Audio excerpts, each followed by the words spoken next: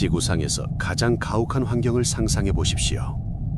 태양빛이 단 한 줄기도 닿지 않는 영원한 암흑. 섭씨 400도에 육박하는 맹독성 검은 연기가 솟구치는 곳. 그리고 무엇보다 당신의 엄지손가락 위에 코끼리 한 마리가 올라서 있는 것과 맞먹는 200기압의 초고압이 짓누르는 세상입니다. 이곳은 인간이 맨몸으로 노출될 경우 폐가 즉시 찌그러지고 혈액 속에 기체가 끓어오르며 단 1초도 버티지 못하고 사망하게 되는 생지옥, 인도양 카이레이 열수구 지역입니다. 수심 2400m, 이 죽음의 압력 속에서 우리는 상식을 파괴하는 존재와 마주합니다. 보통의 생물이라면 껍데기가 부서지고 살점이 찢겨나가야 할 이 극한의 환경에서 오히려 강철보다 단단한 갑옷을 두르고 포식자들의 공격을 비웃는 생명체가 있습니다. 인류가 강철을 재련하기 수억 년 전부터 자신의 몸을 스스로 미네랄로 코팅해 진화시킨 유일무이한 존재. 오늘 심해 저널은 칠흑 같은 어둠 속에서 강철을 뚫으려는 자와 지키려는 자, 그 처절한 생존 게임의 현장으로 들어갑니다. 과연 이 금속 괴물의 정체는 무엇이며 그들의 갑옷 뒤에는 어떤 비밀이 숨겨져 있을까요? 2001년 과학자들은 인도양의 심해를 탐사하던 중 레이더에 잡힌 기이한 신호에 주목했습니다. 열수구 지면의 검은 바위들 사이에서 발견된 것은 마치 녹슨 철조각처럼 보이던 그러나 분명히 살아 움직이는 생명체였습니다. 바로 비늘빨고둥, 학명 크리소말론 스쿼미페름입니다. 이들의 외형은 우리가 알고 있는 연체동물의 부드러움과는 거리가 멉니다. 발 부분은 중세 기사의 사슬 갑옷을 연상시키는 수백 개의 검은 비늘못 뒤덮여 있고 등껍질은 둔탁한 금속성 광택을 띠고 있습니다. 탐사팀이 이 고둥을 채취해 자석을 가져다 대자 믿을 수 없는 일이 벌어졌습니다. 고둥이 자석에 철커덕하고 달라붙은 것입니다. 지구상의 어떤 동물도 뼈나 껍질을 구성하기 위해 순수한 철 성분을 주재료로 사용하지 않습니다. 하지만 이 비늘빨고둥은 달랐습니다. 그들은 주변에 널린 맹독성 황화철을 자신의 몸, 즉 골격의 일부로 받아들였습니다. 200기압의 수압을 견디는 것도 모자라 자신의 살점을 파먹으려는 심해개들의 강력한 집게발조차 튕겨내는 강철 요새. 이것은 단순한 진화의 우연이 아니라 생물학적 법칙을 거스르는 변종의 탄생이었습니다. 도대체 이들은 어떻게 부드러운 살점 위에서 차가운 몸살을 자라게 만든 것일까요?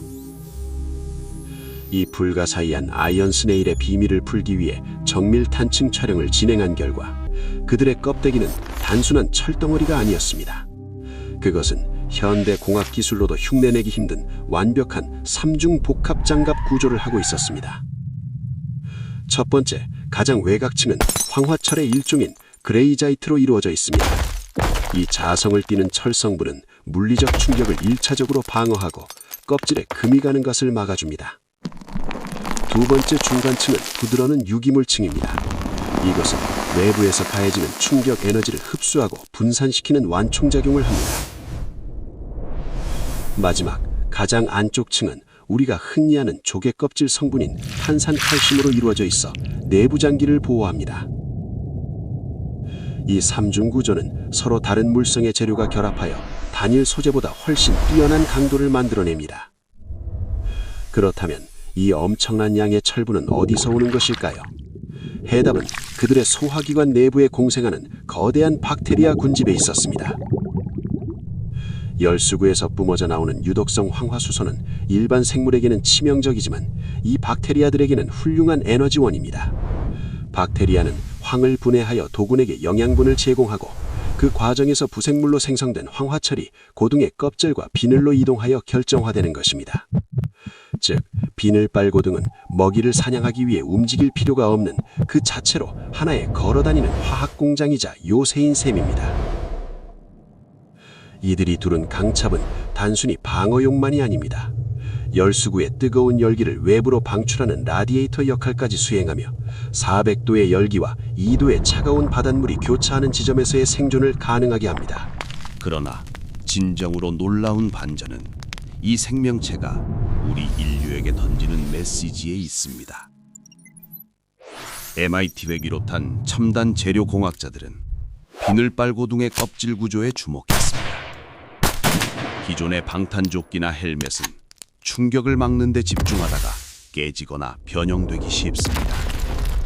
하지만 비늘빨고둥의 껍질은 나노 단위의 균열을 통해 에너지를 효과적으로 솟아시킵니다. 즉, 충격을 받으면 미세하게 껍질 구조가 비틀리면서 에너지를 흘려보내 본체인 고둥에게는 충격이 전달되지 않게 하는 것입니다. 이 메커니즘은 차세대 방탄복, 항공우주 소재, 그리고 극한의 환경을 견디는 건축자재 개발에 혁명적인 단서를 제공하고 있습니다.